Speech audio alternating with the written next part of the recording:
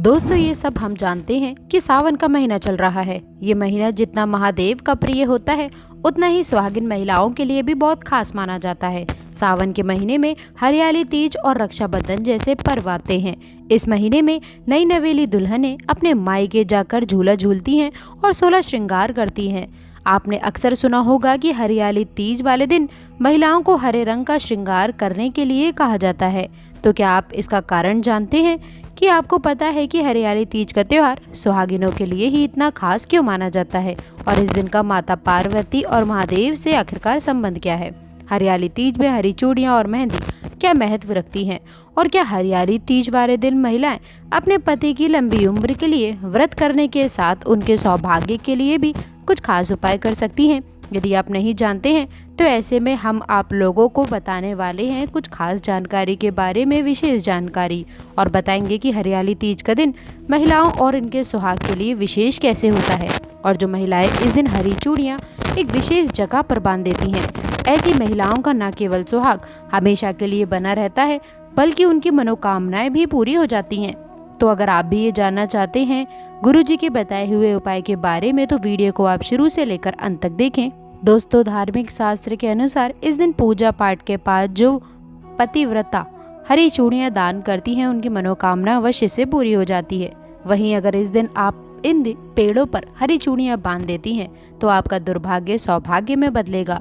कैसे भी आपकी गरीबी हो, कैसी भी आपकी परेशानी हो, कष्ट हो, तकलीफ हो, जीवन में जो समस्याएं चली आ रही हैं, वे सारी समस्याएं आपकी समाप्त हो जाएंगी। और केवल हरियाली तीज के दिन ही यदि आप ये उपाय करती हैं और चूड़ी अगर इनमें से किसी भी वृक्ष पर बांधती हैं तो आपकी जन्म जन्मांतर की गरीबी भी मिट जाएगी और एक ही बार उपाय करने से आपकी हर मनोकामना पूर्ण हो जाएगी। तो दोस्तों, वह वृक्ष आखिरकार कौन से हैं और वह उपाय क्या हैं, आइए जानते हैं। दोस्तों, प्रथम वृक्ष है समी का वृक्ष। समी के वृक्ष के बारे में ध्यान से सुनिएगा। समी का वृक्ष माता पार्वती एवं भगवान भोलेनाथ जी का मिश्रित रूप कहा जाता है। दोस्तों, शमी के वृक्ष को उमा महेश्वर भी कहा गया है। हरियाली तीज के दिन शमी के वृक्ष पर माता पार्वती और भगवान भोलेनाथ जी का वास माना जाता है। हरियाली तीज में संध्या काल के समय इस वृक्ष को छूने से सभी दोष, कष्ट, परेशानियां समाप्त हो जाती हैं। दोस्तों, हरियाली तीज के दिन शमी वृक्ष की जड़ पर यदि कच्चा दूध डाला जाए, भगवान भोलेनाथ शीघ्र ही प्रसन्न हो जाते हैं एवं माता पार्वती जी का भी खूब आशीर्वाद प्राप्त होता है। दोस्तों, शमी का वृक्ष जिस भी घर में लगा होता है उस घर में कल्याण हो जाते हैं और सभी प्रकार के भौतिक सुखों की भी प्राप्ति हो जाती है। तो दोस्तों, हरियाली तीज के दिन शमी वृक्ष पर उमा महेश्वर का ध्यान करते हुए 2 जोड़ी हरी चूड़ी अवश्य बांधे। ऐसा करने से सभी प्रकार के भौतिक सुखों की प्राप्ति होती है और इसके साथ ही कैसी भी दरिद्रता हो, परेशानी हो, सब आपकी समाप्त हो जाती है। दूसरा वृक्ष है धतूरे का वृक्ष। दोस्तों, धतूरे का वृक्ष भगवान शिव का रूप माना गया है। ये वृक्ष पर स्वयं काल भैरव के अंश से उत्पन्न हुआ है। ऐसा माना जाता है कि दोस्तों, शिवलिंग पर धतूरे का पत्ता पुष्प चढ़ाने से राहु केतु के दुष्प्रभाव से बचे रहते हैं। और दोस्तों, आप हरियाली तीज के दिन धतूरे के वृक्ष पर यदि 2 जोड़ी हरी चूड़ी बांधते हैं तो आपको शत्रु से छुटकारा मिलता है एवं शत्रु का सर्वनाश हो जाता है। इसलिए दोस्तों, धतूरे का वृक्ष आपको अपने आसपास कहीं पर भी मिल जाएगा तो इस वृक्ष पर आपको 1 जोड़ी या फिर 2 जोड़ी हरी चूड़ियां अवश्य से बांध करानी है। दोस्तों, तीसरा वृक्ष है बेलपत्र यानी कि बेल का वृक्ष। दोस्तों, इस वृक्ष पर स्वयं महादेव और माता पार्वती वास करते हैं। तो हरियाली तीज के दिन एक थाली में आप हरी चूड़ी ले लें और जितनी भी श्रृंगार की चीज़ें हैं ये ले लें। और अगर आप एक लाल फीते या फिर हरे फीते के सहारे लाल चूड़ी को ले जाकर उस वृक्ष पे बांध देती हैं तो फिर देखिए कि कैसे चमत्कार होता है आपके जीवन में। कैसी भी मनोकामना हो, कैसी भी इच्छा हो, भगवान भोलेनाथ एवं माता पार्वती तुरंत ही पूरी कर देती हैं। यदि आप इस वृक्ष पर चूड़ियाँ नहीं बांध सकते तो आप क्या करें कि आपके आसपास कहीं पर भी यदि मदार का वृक्ष मिल जाए तो आप मदार के वृक्ष में भी 1 जोड़ा हरी चूड़ी अवश्य से बांधें, क्योंकि इस वृक्ष पर भी स्वयं महादेव वास करते हैं। यदि आपको ये भी नहीं मिलता तो आप केले के वृक्ष में से बांध सकते हैं, क्योंकि इसमें भी स्वयं भगवान विष्णु निवास करते हैं और माता लक्ष्मी निवास करती हैं। तो आप ज़रूर जाकर 1 जोड़ा हरी चूड़ी बांधें और कैसी भी मनोकामना हो, कैसी भी परेशानी हो, वो तुरंत पूरी हो जाएगी। वहीं दोस्तों, इसके साथ ही यदि इस दिन आप हरियाली तीज की व्रत कथा पढ़ते हैं या फिर सुनते हैं तो आपकी हर तरह की मनोकामना तुरंत ही पूरी हो जाएगी। तो आइए आपको सुनाते हैं हरियाली तीज की व्रत कथा। दोस्तों, 19 अगस्त 2023 हरियाली तीज का महापर्व पड़ने जा रहा है और इस दिन जो भी सुहागिन महिला सच्ची श्रद्धा से व्रत रखती है, गौरी शंकर की पूजा करती है, उसके पति की आयु में वृद्धि होती है और उसे होती है शुभ फल की प्राप्ति। दोस्तों, इसके साथ ही हरियाली तीज की एक व्रत कथा सुनने पर हर व्यक्ति की मनोकामना पूरी होती है, सुहागिन महिलाएं सदा रहती है सौभाग्यवती।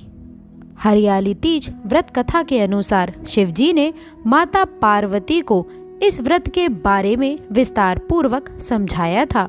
माँ गौरा ने माता पार्वती के रूप में हिमालय के घर पर जन्म लिया था और बचपन से ही माता पार्वती भगवान शिव को वर के रूप में पाना चाहती थी और उसके लिए उन्होंने कठोर तप भी किया था। 12 सालों तक निराहार रह करके उन्होंने कठोर तप किया और ये सब देखने के बाद में उनके पिता बहुत ही ज्यादा दुखी हो गए।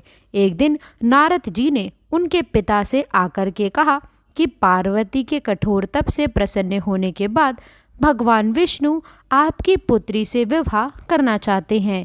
नारद मुनि की बात सुनने के बाद महाराज हिमालय बहुत प्रसन्न हुए और उधर भगवान विष्णु के सामने जाकर नारद मुनि बोले कि महाराज हिमालय अपनी पुत्री पार्वती का विवाह आपके साथ में करवाना चाहते हैं। भगवान विष्णु ने भी इसकी अनुमति दे दी और फिर माता पार्वती के पास में जाकर नारद जी ने इसकी सूचना दी कि आपके पिता ने आपका विवाह भगवान विष्णु से तय कर दिया है। यह सुनने के पश्चात माता पार्वती बहुत ही ज़्यादा निराश हुई। उन्होंने अपनी सखी को बताया कि वो भगवान शिव को पाने के लिए यह व्रत कर रही हैं।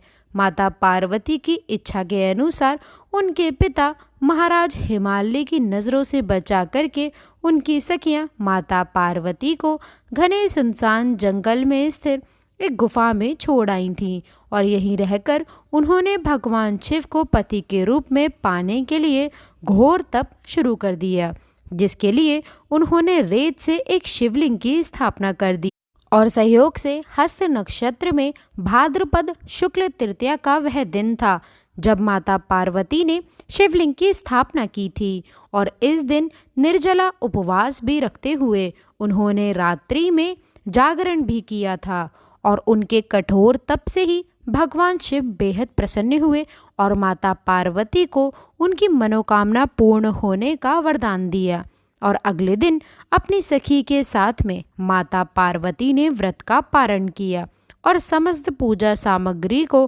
गंगा नदी में प्रवाहित कर दिया। और उधर माता पार्वती के पिता भगवान विष्णु को अपनी बेटी से विवाह करने का वचन दिए जाने के पश्चात पुत्री के घर छोड़ देने से वह व्याकुल थे और वह माता पार्वती को ढूंढते हुए उस स्थान तक जहाँ पहुँचे जहाँ माता पार्वती थीं और इसके बाद में माता पार्वती ने उन्हें अपना घर छोड़ देने का कारण बताया और भगवान शिव से विवाह करने का अपना संकल्प और भगवान शिव द्वारा मिले वरदान के बारे में भी बताया। इसके बाद माता पार्वती के पिता हिमालय ने भगवान विष्णु से माफ़ी मांगी और वे भगवान शिव के साथ में माता पार्वती के विवाह के लिए राजी हो गए। कुछ समय पश्चात उन्होंने माता पार्वती का विवाह भगवान शिव के साथ में पूरे विधि विधान पूर्वक करवा दिया और मान्यता है कि इस दिन जो भी महिलाएं विधि विधान से पूर्व पूजा करती हैं, पूर्व निष्ठा से इस व्रत को करती हैं, वह मन चाहे वर को प्राप्त करती हैं।